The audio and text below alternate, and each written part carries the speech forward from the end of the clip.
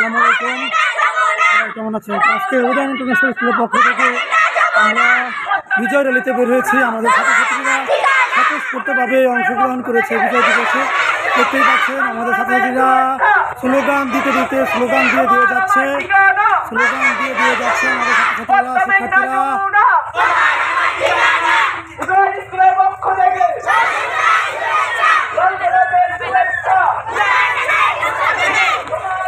বিশাল এক র্যালি নিয়ে আমরা বেরিয়েছি আমাদের শিক্ষার্থীদের নিয়ে, আমাদের সাথে অভিভাবকরাও আছে।